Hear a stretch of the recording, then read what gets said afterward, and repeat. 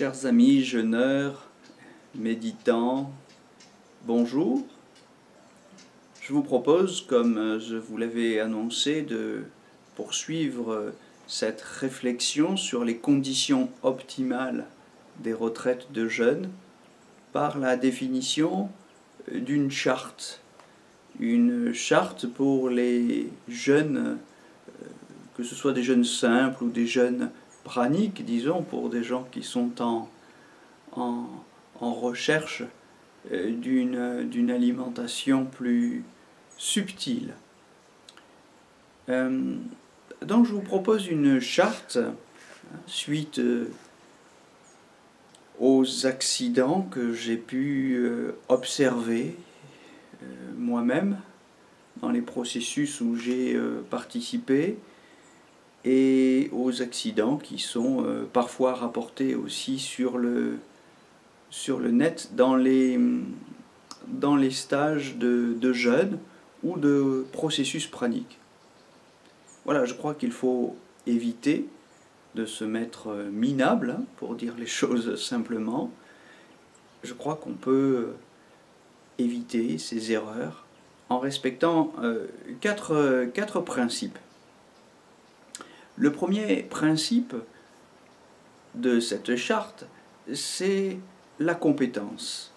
Je crois qu'un accompagnant en jeûne, en processus, ne doit pas faire l'économie d'un minimum de compétences en physiologie. Voilà.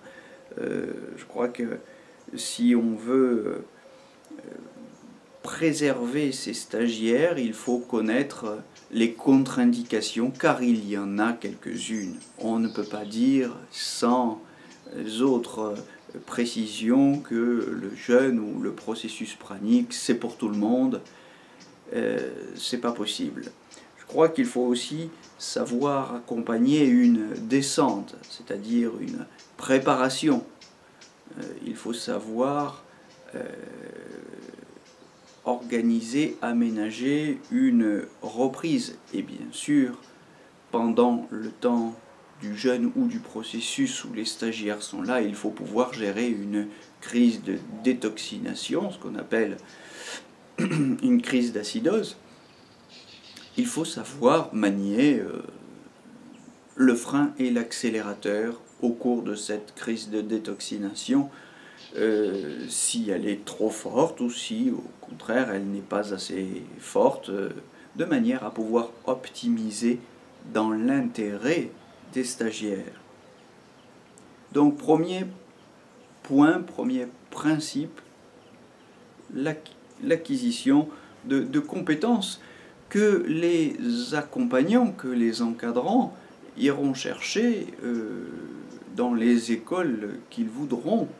Je veux dire que on peut se former à la naturopathie, on peut se former par la médecine chinoise, enfin, il y a par la psychologie aussi, bien sûr, ou la philosophie, enfin, en tout cas, une certaine philosophie pratique et tournée vers les questions de psychologie. Ce n'est pas inutile non plus, mais si chacun est libre d'aller se former par la tradition auprès des écoles qu'il souhaite, en tout cas pouvoir attester d'une formation en physiologie, ça me semble un minimum. Voilà, dans l'intérêt et pour la sécurité des stagiaires. Le deuxième point, le deuxième principe, c'est celui d'un accompagnement ou d'un encadrement personnalisé. Il faut éviter de se contenter de recevoir les stagiaires comme ça pour les abreuver pendant une semaine de discours généraux sur le jeûne ou le processus, la façon dont on l'a soi-même traversé. Bon, il faut des indications plus personnalisées, il faut donc une écoute. Le temps de cette écoute commence en amont, dans l'accompagnement à la descente ou à la préparation par des échanges de mails, et doit se faire, je crois, tout au long du stage par des temps de discussion. Et cela, même si, comme c'est le cas chez moi par exemple, on respecte ce que j'appelle le noble silence, enfin, on le respecte plus ou moins, évidemment, il n'est pas interdit de parler pour la gestion comment dire, des difficultés quotidiennes. Il n'est pas non plus interdit d'échanger à heure fixe tous les jours, 8 heures, midi, 18 heures, autour d'une table, afin que chacun puisse témoigner de ses difficultés personnelles, l'accompagnant ayant alors, au cours du jeûne ou au cours de cette retraite, la fonction de proposer un certain nombre de réponses aux problèmes qui se présentent aux stagiaires. Les stagiaires sont des adultes, ils ne sont pas des marionnettes ou des soldats simplement aux ordres du responsable de stage. Donc on leur fait des propositions, ils sont grands, ce sont eux qui décident si, par exemple, les nausées deviennent trop fortes, si les maux de tête sont insupportables, si on va décider, par exemple, de freiner un petit peu la détoxination par des moyens appropriés. C'est ça que j'appelle un accompagnement personnalisé. Il ne suffit pas de dire simplement, bah, écoutez, voilà, c'est comme ça qu'on fait ici, et puis, bah, si vous n'êtes pas content, vous partez. Non, ça, je crois que ce sont des méthodes d'un autre siècle. Bon, le troisième principe, c'est celui de la gratuité ou du dédommagement, parce que, évidemment, quand on fournit un lieu pour l'accueil des stagiaires, ça a un coût. Donc qu'il y ait un dédommagement pour l'entretien d'un lieu dont il faut payer, que sais-je, l'eau chaude, le chauffage. Bon, c'est normal. Mais il me semble vraiment plus que discutable d'en tirer un salaire, ce qui n'est pas du tout la même chose. Il me semble vraiment discutable de chercher à en tirer un profit. Voilà, c'est ça pour moi le principe de gratuité. Quand vous dégagez 10, 20, 30 ou 40 000 euros par semaine, ou par processus, même si c'est sur 15 jours ou 3 semaines, 40 000 euros pour un processus, bon, vous voyez, ça pose une question en termes de spiritualité, si tant est qu'on ait à ce moment-là l'audace ou le culot de parler de spiritualité. Alors on peut toujours le faire à la manière de certains audacieux, appelons-les comme ça. Je pense à Osho, je pense à Sogyal Rinpoche, je pense à un certain nombre de maîtres spirituels qui, au nom d'une certaine dédiabolisation de l'argent, d'une attitude très décomplexée en ce qui concerne l'argent, bon, bien, on tue... comment dire, l'attitude un petit peu particulière, pour ne pas dire provocante, de s'exhiber au volant de leur Rolls-Royce. Mais je vous invite à non pas simplement à lire Osho, mais à vous renseigner sur la manière dont il a fini, comment il s'est fait attraper aux douanes lors de son dernier voyage en avion, lors de sa fuite, faut-il dire. Je vous invite aussi à vous renseigner sur la manière dont finit Sogyal Rinpoche, tout bras droit du Dalai Lama qu'il fut. Bon, ce rapport décomplexé à l'argent pose problème véritablement, et je vois qu'il est en train de contaminer le milieu de la nourriture pranique. Nous en parlons en message privé, nous en parlons par mail avec certains organisateurs de stages. Je crois qu'il faut mettre cette question au grand jour, et j'invite les stagiaires à faire les calculs. Si vous avez l'impression que vous êtes tombé dans un stage où les organisateurs en tirent véritablement un salaire, et plus qu'un salaire de misère, eh bien, je veux dire plus qu'un dédommagement, eh bien posez-vous des questions. Après, ma foi, vous êtes adulte, vous savez faire des additions, vous êtes libre de faire vos choix, mais appelons un chat un chat. Est-ce que la spiritualité est une espèce de faire-valoir pour des stages qui permettent au fond de faire un business? Là, je crois que on a un véritable problème alors sur la définition de ce qu'on appelle spiritualité. Le dernier point dont je voudrais parler, c'est le dernier principe, c'est le principe de la transparence. Transparence et tolérance en matière philosophique, spirituelle ou religieuse. Je crois que c'est le dernier point important qu'il nous faut évoquer. Trop de praniques bricolent en matière philosophique, spirituelle ou religieuse, et attire véritablement les retraitants dans un piège idéologique. Je crois que nous aurions tous à gagner,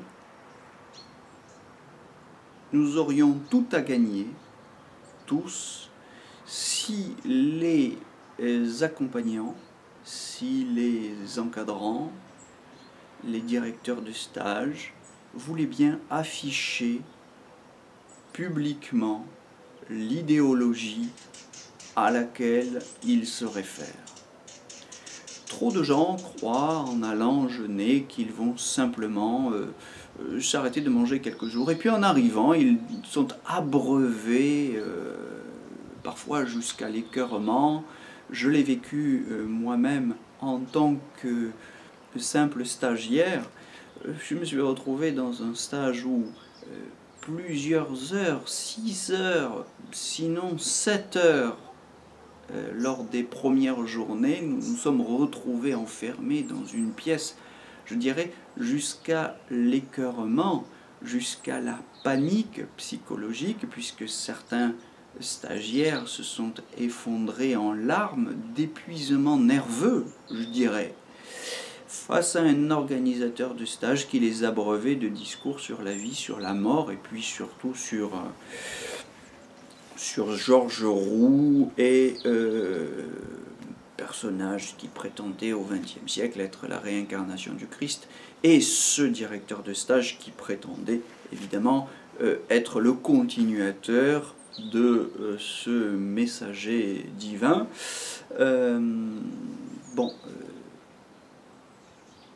Piège. Voilà, l'impression qu'on a quand on découvre ça en arrivant, c'est l'impression véritablement de tomber dans un piège. Je dis ça à l'occasion de ce stage. D'autres témoignages m'ont été rapportés, tout à fait semblables. Je dis ça alors que, étant philosophe moi-même, philosophe de profession, vous le savez, j'enseigne au lycée, j'enseigne à Sciences Po, mais je m'étais préoccupé, je m'étais inquiété de cette question. Et je parle, en ce qui me concerne, véritablement d'un piège, puisqu'il s'agissait véritablement d'un accompagnant dont j'avais écouté ou lu sur Internet tout ce qu'on pouvait trouver sur lui. Et ça, on ne le trouvait pas. Je veux dire qu'il y avait une démarche qui était vraiment une démarche de rétention d'informations.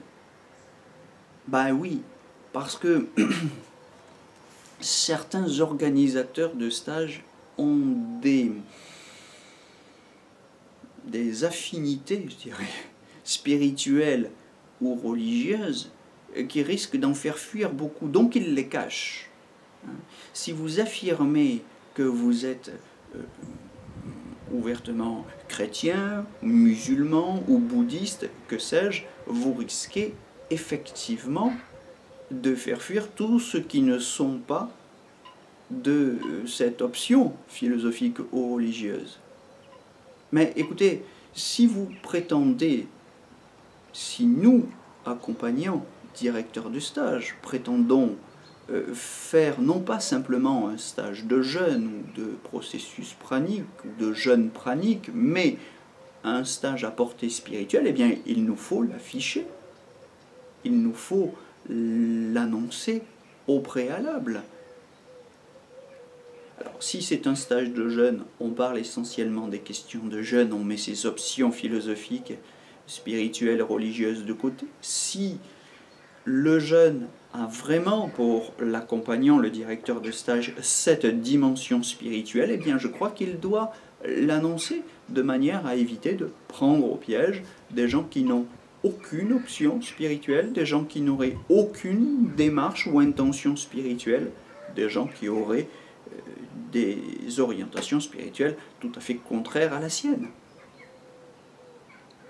Alors, je crois que cette quatrième précaution, ce quatrième principe, ce quatrième point de la charte que j'appelle transparence, peut se doubler ou se redoubler d'un principe de tolérance, parce que au fond, je vous invite à y réfléchir, on peut annoncer une option spirituelle particulière sans